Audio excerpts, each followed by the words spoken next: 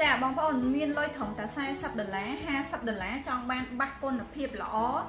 បងប្អូនអាចមកមើលបាសនៅលើតុនេះបានណាខ្ញុំនឹងណែនាំមួយមាន Ectobo មាន Transmart បងប្អូនឥឡូវយើងមកមើលចំពោះ Ectobo តើតម្លៃ40ជាងហ្នឹងមានអីគេខ្លះអញ្ចឹងឥឡូវខ្ញុំណែនាំម៉ូតនេះមុនគេហ្មងអានេះBMTL គ្រួសាររបស់ Ectobo ធានាមួយឆ្នាំគេហៅថា Mission កម្លាំងគេ40 វ៉ាត់បងប្អូនតម្លៃត្រឹមតែ$42ជាប្រភេទអីវ៉ាន់ស៊ីនមានវាយលេខកូដធានាមួយឆ្នាំបងប្អូនណា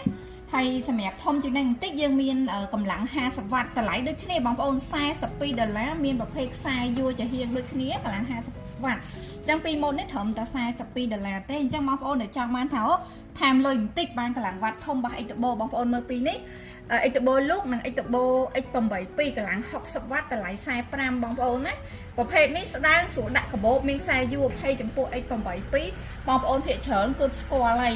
គឺលក់ដាច់មែនតែនម៉ូតនឹងហើយមានលេខកូដបាសអីវ៉ាន់ស៊ីនធានាមួយឆ្នាំអញ្ចឹងណាសម្រាប់ Ectobo យើងមានលក់ចេញវាយចូលអីយើងទិញបានទាំងអស់បងប្អូនណាអញ្ចឹងខ្ញុំបញ្ជាក់ Ectobo ពីរនេះតម្លៃត្រឹមតែ$42ទេបងប្អូនថែមបន្តិចទៀតចង់បានវ៉ាត់ធំយក Ectobo 60 វ៉ាត់បងប្អូនណាព្រីសេវាដឹកថែមដំសាក់ដូចគ្នា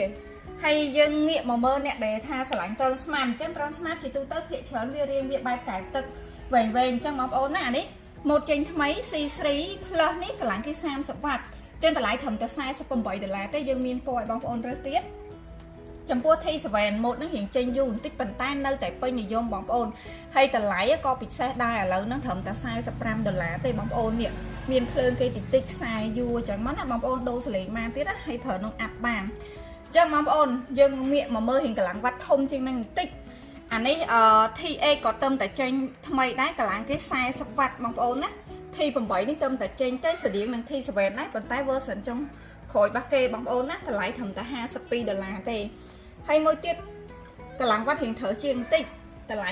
$58បងប្អូន S100 នេះក៏ជាប្រភេទម៉ូតចេញថ្មីដែរនិយាយទៅចេញថ្មីច្រើនហើយតម្លៃគេសមរម្យគេមានភ្លើងសងខាងណាកម្លាំង50 វ៉ាត់តម្លៃ$58អញ្ចឹងចំពោះអីវ៉ាន់ពីរខាងប្អូនទៅមិនថា Ectobo មិនថា Transmart ទេគឺយើងមានធានា12ខែបងប្អូនណាហើយបន្ថែមទៅនឹងទៀតបងប្អូនជាវឥឡូវនេះគឺមានថែមកាដូផ្សេងទៅតាមម៉ូតហើយជាពិសេសយើងភ្ជាប់ទៅជាមួយនឹង free សេវាដឹកជូនដុំសាក់បងប្អូនមួយយកទៅប្រើមួយសេតតែមកអត់ឲ្យបងប្អូនខ្វាយខ្វល់ថាខ្លាចសាក់ថ្មលើសអីទេអញ្ចឹងបងប្អូនពេញចិត្តម៉ូតមួយណាអាចកំងឬក៏ឆាតចូល page តាមលេខទូរស័ព្ទ Telegram នេះក៏បានដែរបងប្អូនណាអញ្ចឹងអរគុណច្រើន